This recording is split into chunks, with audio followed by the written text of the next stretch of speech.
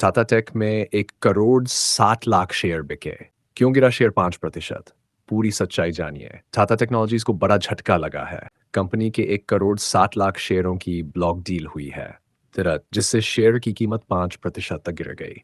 इस डील में कंपनी की 3.95% हिस्सेदारी करीब 1,094 करोड़ रुपए में बिकी। यह डील बॉफे सिक्योरिटीज ने की और इन शेयरों पर 60 दिनों का लॉक इन रहेगा। हालांकि कंपनी ने हाल ही में अच्छा प्रदर्शन किया है। क्यू प्रॉफिट प्रॉफिट 20% बढ़कर 189 करोड़ रुपए हुआ और रेवेन्यू 1,301 करोड़ रहा।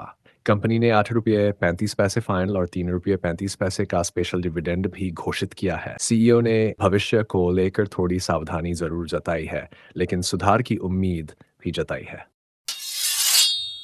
ओला इलेक्ट्रिक की बड़ी चालबाजी, सेबी की जांच से हड़कंप। ओला इलेक्ट्रिक पर सेबी ने जांच शुरू कर दी है। कंपनी ने फरवरी 2025 में 25,000 स्कूटर बेचने का दावा किया, जबकि सरकारी वाहन पोर्टल के अनुसार सिर्फ 8,600 यूनिट्स ही बिकी। आंकड़ों में ये भारी फर्क देखकर सेबी, भारी उद्योग मंत्रालय और सड़क मंत्रालय सभी चौकन्ने हो गए हैं। ओला को 4 राज्यों से दुकानों के व्यापार सर्टिफिकेट को लेकर भी नोटिस मिले हैं। इससे कंपनी की मुश्किलें बढ़ गई हैं। पाकिस्तान स्टॉक मार्केट में जोश। आईएमएफ बेलआउट खबर के बाद 800 अंकों की उछाल। पाकिस्तान स्टॉक एक्सचेंज मंगलवार को KSE वांटेड इंडेक्स 800 अंक चढ़कर 1,16,200 के स्तर पर पहुंच गया। ये उछाल अंतर्राष्ट्रीय मुद्रा कोष IMF से 1 अरब 30 करोड़ डॉलर की मदद की खबर के बाद आया, जिसकी मंजूरी 9 मई को होने वाली बैठक में संभावित है। ये फंडिंग पाकिस्तान को जलवायु परिवर्तन और आर्थिक स्थिरता के लिए मिलेगी। हालांकि भारत पाकिस्तान तनाव और 2.6% GDP ग्रोथ अनुमान जैसे जोखिम बाजार पर दबाव डाल सकते हैं। मुनाफा गिरा, फिर भी 48 रुपये का डिविडेंड। यूटीआई AMC का चौंकाने वाला फैसला। यूटीआई AMC ने जनवरी मार्च 2025 की तिमाही में 18% मुनाफे की गिरावट दर्ज की है। कंपनी का प्रॉफिट 151 करोड़ रुपए से घटकर 124 करोड़ रुपए रह गया। रेवेन्यू भी 3% गिरा है। इसके बावजूद कंपनी ने 48 रुपये प्रति शेयर डिविडेंड देने का ऐलान किया है, जिसमें 22 रुपये का स्पेशल डिविडेंड भी शामिल है। मुनाफा घटने घटने के बाद भी इतना बड़ा डिविडेंड निवेशकों को चौंका रहा है। सेबी का बड़ा फैसला।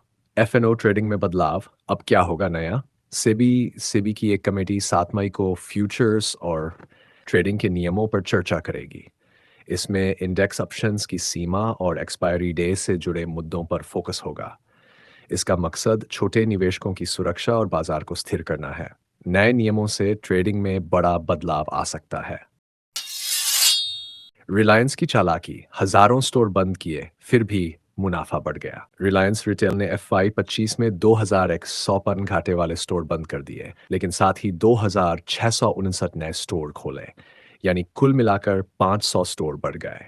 इससे कंपनी का मुनाफा बढ़ा और प्रॉफिट मार्जिन 9% तक पहुंच गया। रिलायंस ने कमजोर स्टोर्स को हटाकर ज्यादा कमाई वाले स्टोर्स पर फोकस किया।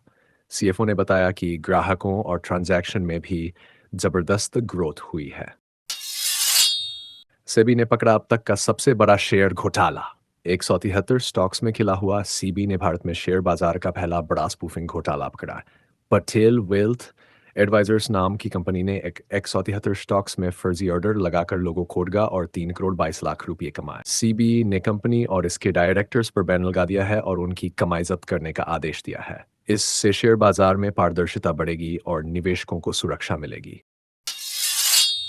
ट्रंप ने ऑटो टैरिफ में दी राहत, कार खरीदारों के लिए बड़ी खुशखबरी। अमेरिकी राष्ट्रपति डोनाल्ड ट्रंप ने ऑटो उद्योग को बड़ी राहत दी है।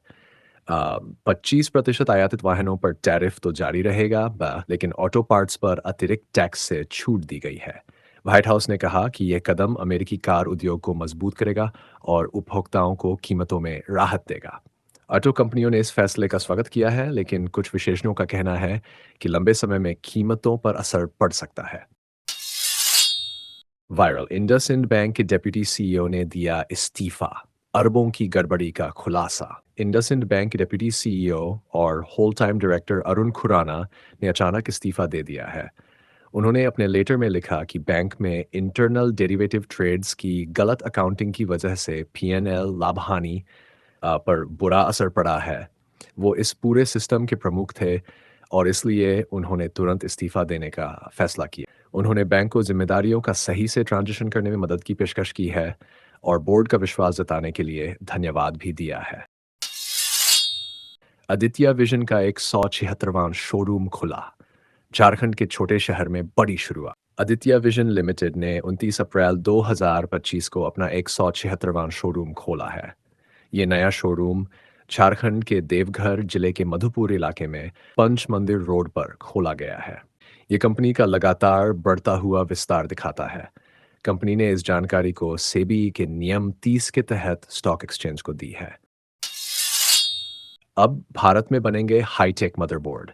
ताइवान की बड़ी डील हुई इंडिया के साथ। ताइवान की बड़ी टेक कंपनी एएस रॉक ने भारत की ऑप्टिमस इलेक्ट्रॉनिक्स के साथ पार्टनरशिप की है। अब भारत में ही गेमिंग और डेस्कटॉप मदरबोर्ड्स बनाए जाएंगे। इसका निर्माण अप्रैल 2025 से शुरू हो चुका है और ये मई 2025 से बाजार में मिलेंगे। इस डील से भारत में made in India IT products को बढ़ावा मिलेगा और आत्मनिर्भर भारत को ताकत मिलेगी।